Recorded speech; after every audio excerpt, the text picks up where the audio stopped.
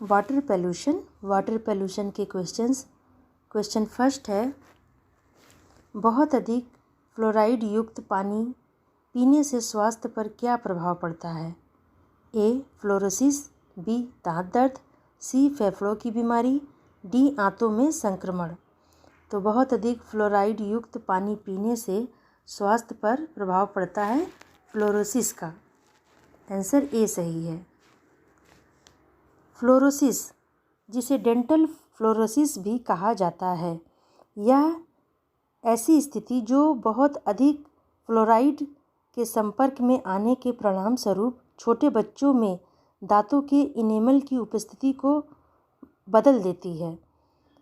बच्चों को फ्लोरोसिस का खतरा तब होता है जब उनके स्थायी दांत बन रहे होते हैं। तो ये फ्लोरोसिस एक रोग है जो फ्लोराइड युक्त पानी पीने से ज़्यादा होता है। तो आंसर ए सही है, फ्लोरोसिस।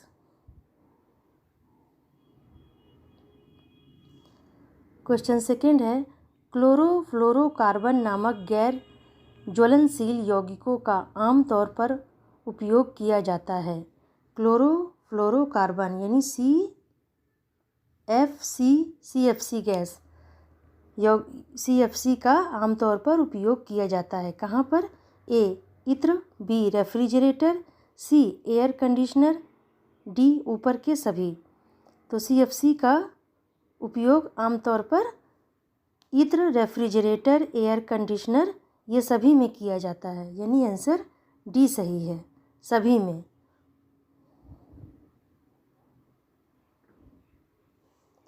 क्वेश्चन थर्ड है, निम्नलिखित में से कौन दुनिया में मृत्यु दर और बीमारी का सामान्य कारण है?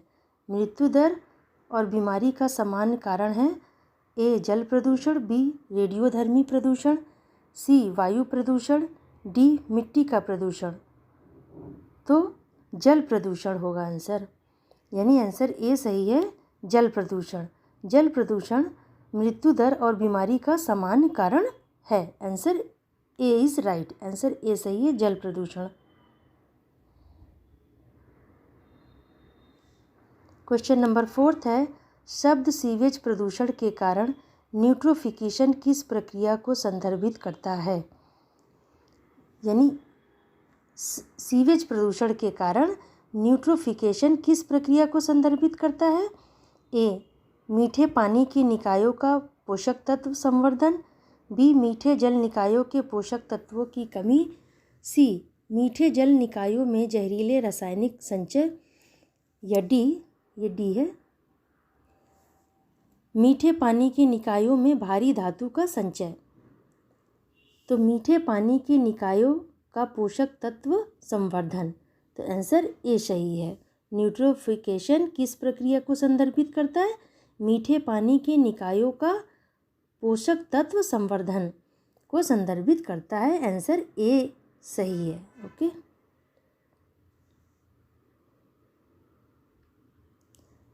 क्वेश्चन नंबर फिफ्थ है, निम्नलिखित में से कौन जैविक जल प्रदूषण का संकेत नहीं है? नहीं है पर आप गोला बना लीजिए कि नहीं है पूछा है। तो A. BOD, B. pH, C. खारापन, या डी. यूट्रोफिकेशन। तो जैविक जल प्रदूषण का संकेत नहीं है, संकेत नहीं है BOD, जैविक जल प्रदूषण का संकेत नहीं है। आंसर ए सही है कि BOD। BOD क्या है? Biochemical oxygen demand. BOD का फुल फॉर्म है बायोकेमिकल ऑक्सीजन डिमांड, यानी जैव रासायनिक ऑक्सीजन मांग। ओके, आंसर ए सही है, BOD।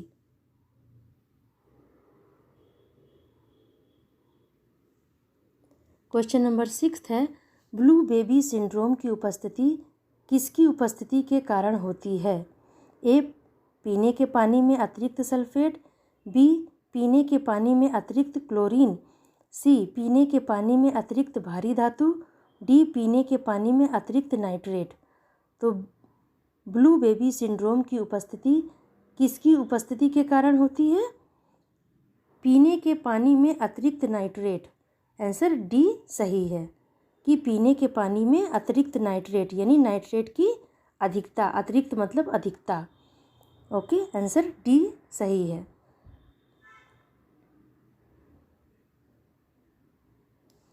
क्वेश्चन नंबर 7 है, पानी में पारा विषाक्तता का कारण है। पानी में पारा विषाक्तता का कारण है ए रोग जिसमें चमड़ा फट जाता है, बी मिनीमाता रोग, सी इटाई रोग, डी इनमें से कोई नहीं। तो पानी में पारा विषाक्तता का कारण है मिनीमाता रोग। आंसर बी सही है, मिनीमाता रोग। ओके,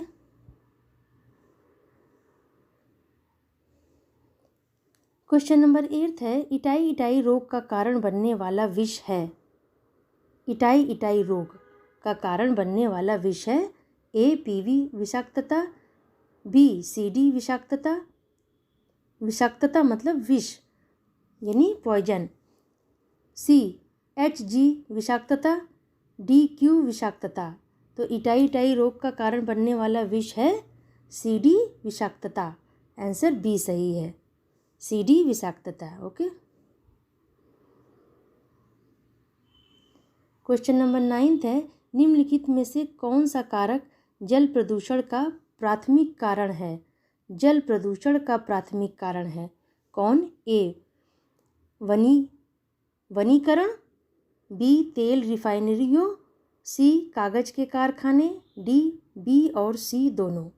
तो जल प्रदूषण का प्राथमिक कारण है तेल, रिफाइनरी और सी कागज के कारखाने, यानी आंसर डी सही है, बी और सी। ओके, ये जल प्रदूषण के प्राथमिक कारण है, तेल रिफाइनरियों और कागज के कारखाने। Okay, answer D is right. Answer ये डी सही है, यानी डी के यानी बी और सी ये दोनों। ओके, क्वेश्चन नंबर 10 है, निम्नलिखित में से कौन सा लवण जल कठोरता का सबसे समान स्रोत है। A magnesium sulphate, B magnesium bicarbonate, C magnesium carbonate या डी इनमें से कोई भी नहीं। तो लवण जल कठोरता का समान स्रोत है मैग्नीशियम कार्बोनेट। आंसर सी सही है, मैग्नीशियम कार्बोनेट लवण जल कठोरता का सबसे समान स्रोत है। ओके, क्वेश्चन नंबर 11, जल प्रदूषण निम्नलिखित में से किस कारक के कारण होता है। ए पौधे, बी जानवरों, सी मानवीय गतिविधियाँ, डी इनमें से कोई नहीं। तो जल प्रदूषण किस कारक के कारण होता है? तो मानवीय गतिविधियों के कारण होता है। आंसर सी सही है। क्वेश्चन नंबर 12, जल प्रदूषण को सर्वोत्तम तरीके से रोका जा सकता है। ए हानिकारक रसायनों को हटाने के लिए अपशिष्टों का उपचार, बी अधिक मछली पालन, सी उपयोगी जल पौधों की खेती या डी डीडीटी का छिड़काव। तो जल प्रदूषण को सर्वोत्तम तरीके से रोका जा सकता है। किसके तरीके से? हानिकारक रसायनों को हटाने के लिए अपशिष्टों का उपचार, कि जल में से हानिकारक जो रसायन होते हैं उनको हटाने के लिए अपशिष्टों का उपचार से हम जल प्रदूषण को रोक सकते हैं। आंसर ए सही है।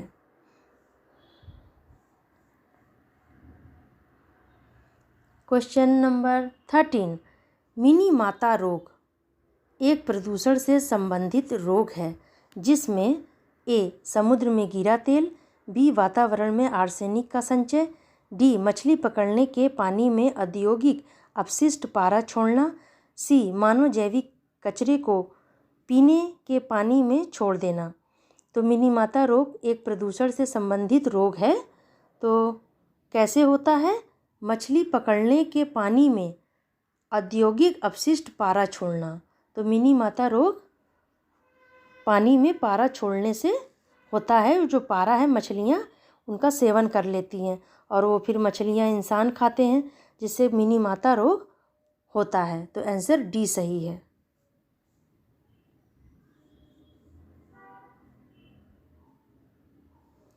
क्वेश्चन नंबर 14, समुद्रों महासागरों के कौन से क्षेत्र सर्वाधिक प्रदूषित हैं?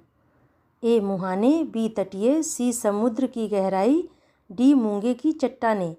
तो समुद्रों और महासागरों के कौन से क्षेत्र सर्वाधिक प्रदूषित हैं? तो कौन से हैं? तटीय। समुद्रों महासागरों के तटीय क्षेत्र सर्वाधिक प्रदूषित हैं। आंसर बी सही है। Answer B is right. तटीय क्षेत्र सर्वाधिक प्रदूषित है। क्वेश्चन नंबर 15, निम्नलिखित में से कौन सी धातु जल प्रदूषक है और मनुष्य में बाझपन का कारण बनती है? तो कौन सी धातु पूछ रहा है इसमें से जो मनुष्य में बाझपन का कारण बनती है? ए जस्ता, बी Mn यानी मैग्नीज, सी मिलीग्राम, डी Hg। तो कौन सी धातु जल प्रदूषक है जो मनुष्य में बाझपन का कारण बनती है? Mn यानी मैग्नीज। मैग्नीज जो होती है मनुष्य में बाझपन का कारण बनती है, जो जल प्रदूषक है। ठीक है, answer B is right. Answer B सही है, मैग्नीज। ओके।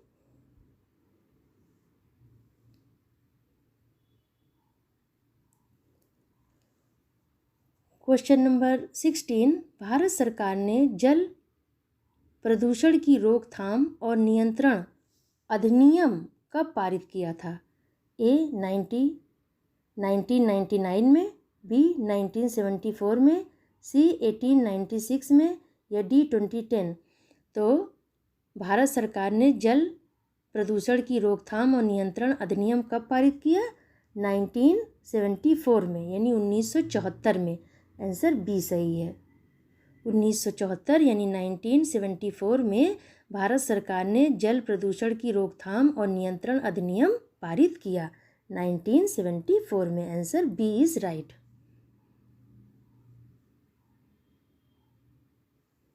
क्वेश्चन नंबर 17, घरेलू सीवेज में मौजूद बायोडिग्रेडेबल कार्बनिक पदार्थों के क्षरण के लिए कौन जिम्मेदार है?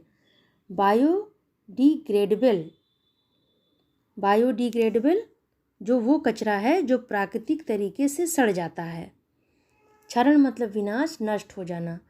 तो घरेलू सीवेज में मौजूद बायोडिग्रेडेबल कार्बनिक पदार्थों के क्षरण के लिए कौन जिम्मेदार है? ए जानवरों, बी इंसानों, सी प्लास्टिक या डी बैक्टीरिया और अन्य रोगाणुओं। तो कौन जिम्मेदार है? बैक्टीरिया और अन्य रोगाणु। बायोडिग्रेडेबल कार्बनिक पदार्थों के क्षरण के लिए कौन जिम्मेदार है? बैक्टीरिया और अन्य रोगाणु। आंसर डी सही है। ओके।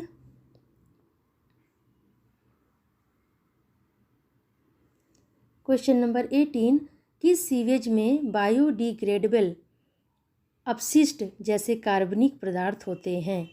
ए चिकित्सा अपशिष्ट, बी प्लास्टिक अपशिष्ट, सी घरेलू अपशिष्ट, डी जंगली कचरा। तो किस सीवेज में बायोडिग्रेडेबल अपशिष्ट जैसे कार्बनिक पदार्थ होते हैं? तो घरेलू अपशिष्ट यानी घरेलू कचरा। ठीक है, आंसर सी सही है कि घरेलू कचरा है। सीवेज पूछ रहा है ना, तो घरेलू अपशिष्ट यानी घरेलू कचरे में बायोडिग्रेडेबल अपशिष्ट जैसे कार्बनिक पदार्थ होते हैं। Answer C is right. घरेलू कचरा यानी घरेलू अपशिष्ट।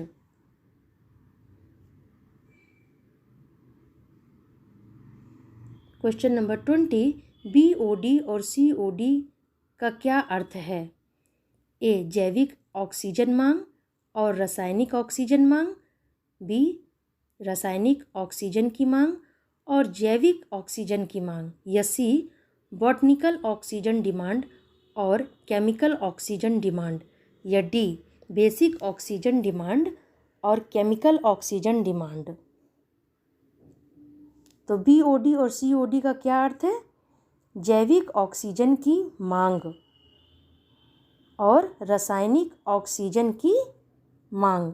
जैविक ऑक्सीजन की मांग यानी बायोकेमिकल ऑक्सीजन डिमांड एंड रासायनिक ऑक्सीजन मांग यानी केमिकल ऑक्सीजन डिमांड। तो यानी answer A is right, answer A सही है। बीओडी और सीओडी का ये अर्थ है, जैविक ऑक्सीजन की मांग और रासायनिक ऑक्सीजन की मांग। आंसर ए सही है।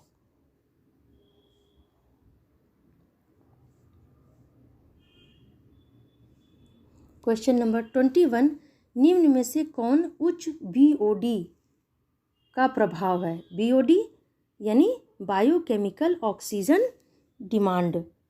ओके, ये जो बीओडी है जल के एक नमूने की निश्चित आयतन में उपस्थित कार्बनिक पदार्थ को विखंडित करने के लिए जीवाणुओं द्वारा आवश्यक ऑक्सीजन को जैव रासायनिक ऑक्सीजन मांग यानी बायोकेमिकल ऑक्सीजन डिमांड कहते हैं। क्वेश्चन है, निम्न में से कौन उच्च बीओडी का प्रभाव है? ए जलीय पौधों का अधिक जन्म, बी मछलियों का अधिक जन्म, सी उच्च घुलित ऑक्सीजन, डी कम घुलित ऑक्सीजन। तो बीओडी का प्रभाव है कम घुलित ऑक्सीजन। आंसर डी सही है।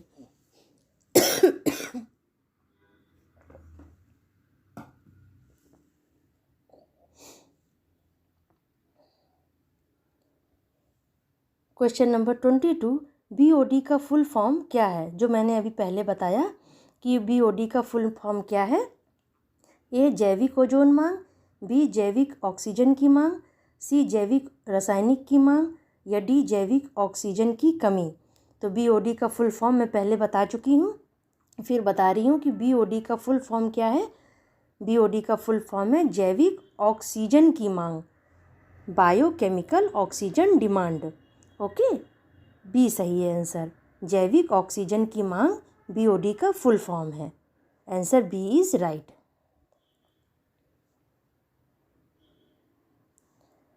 क्वेश्चन नंबर 23, ऑक्सीकरण तालाब में बीओडी निष्कासन तक हो सकता है, मतलब कितने परसेंट तक निष्कासन हो सकता है? ए 100%, बी 97%, सी 94% या डी 90%। तो ऑक्सीकरण तालाब में बीओडी निष्कासन तक हो सकता है, 90% तक बीओडी निष्कासन तक हो सकता है। ऑक्सीकरण तालाब में बीओडी निष्कासन 90% तक हो सकता है। Answer D is right, 90%।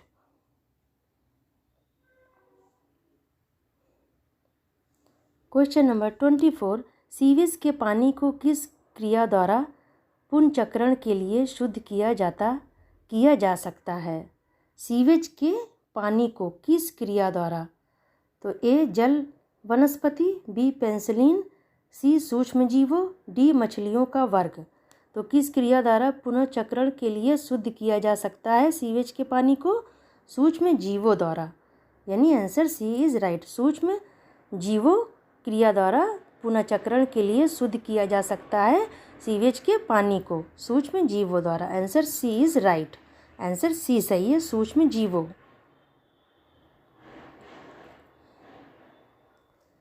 Question number 25, जल प्रदूषण किसके कारण होता है? क्वेश्चन पूछ रहा है कि जल प्रदूषण किसके कारण होता है? ए सीवेज और अन्य अपशिष्ट, या बी औद्योगिक अपशिष्ट, या सी कृषि निर्वहन, या डी ये सभी। तो जल प्रदूषण किसके कारण होता है? ये सभी, यानी आंसर डी सही है। ये सभी कौन कौन है? ए सीवेज और अन्य अपशिष्ट, औद्योगिक अपशिष्ट, कृषि निर्वहन, यानी ए बी सी तीनों सही हैं, यानी आंसर डी इज़ राइट। ये सभी जल प्रदूषण के कारण है। आंसर डी इज़ राइट, सभी में आते हैं ये ए बी सी तीनों। आंसर डी इज़ राइट, जल प्रदूषण के कारण है ये सब।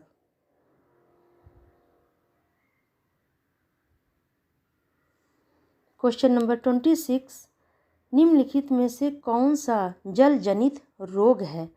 मतलब जो जल जनित रोग है, जो जल से होते हैं। तो ए आंत्र ज्वर, बी हैजा, सी दस्त, डी ऊपर के सभी। तो जल जनित रोग मतलब कौन से, ये इनमें से कौन से रोग जल से होते हैं? जल जनित मतलब जल से होने वाले रोग। तो ए आंत्र ज्वर, बी हैजा, सी दस्त, ये तीनों सब जल जनित रोग हैं, यानी आंसर डी सही है, ऊपर के सभी।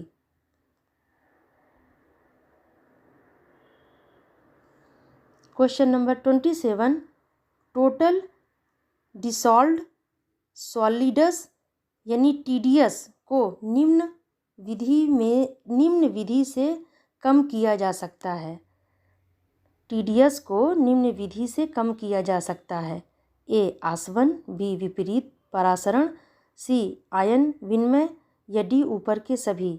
तो टोटल डिसॉल्व्ड सॉलिड्स यानी TDS को निम्न विधि से कम किया जा सकता है। किस किस विधि से? तो आसवन, विपरीत परासरण, सी आयन विनिमय, ये तीनों विधि से TDS को कम किया जा सकता है, यानी आंसर डी सही है, ऊपर के सभी।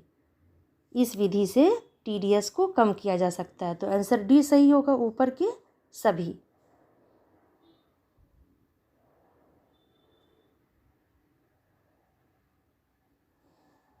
क्वेश्चन नंबर 28, केंद्रीय प्रदूषण नियंत्रण बोर्ड और महासागर और पर्यावरण विभाग ने देश की संपूर्ण तटीय रेखा पर कितने स्टेशन स्थापित किए हैं? ए 171 यानी 171, बी 172, सी 174, डी 173। तो केंद्रीय प्रदूषण नियंत्रण बोर्ड और महासागर पर्यावरण विभाग ने देश की संपूर्ण तटीय रेखा पर कितने स्टेशन स्थापित किए हैं? तो 174 स्टेशन स्थापित किए हैं, यानी 174 स्टेशन स्थापित किए हैं। आंसर सी सही है।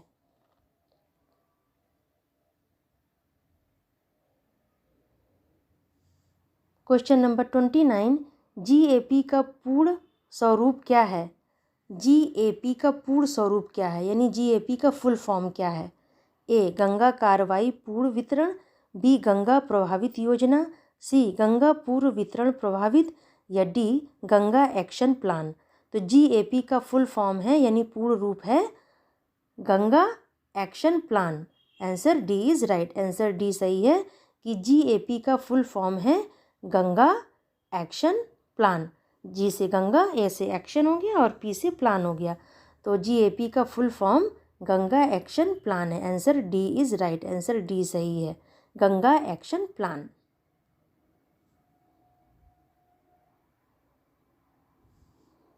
क्वेश्चन नंबर 30, निम्नलिखित में से किस नदी को विश्व की सबसे प्रदूषित नदी कहा जाता है? ए गंगा नदी, बी चिनाब नदी, सी कावेरी नदी या डी यमुना नदी। तो किस नदी को विश्व की सबसे प्रदूषित नदी कहा जाता है? तो गंगा नदी को विश्व की सबसे प्रदूषित नदी कहा जाता है। आंसर ए सही है, गंगा नदी को विश्व की सबसे प्रदूषित नदी कहा जाता है। Answer A is right, Ganga नदी। ओके, तो ये थे मेरे वाटर पोल्यूशन यानी जल प्रदूषण के क्वेश्चंस, सारे इम्पॉर्टेंट हैं। आप देखिए, पढ़िए, कॉम्पिटिटिव एग्ज़ाम में पूछे जाते हैं। अगर मेरा वीडियो पसंद है तो लाइक कीजिए और मेरे चैनल को सब्सक्राइब भी कीजिए। Thank you.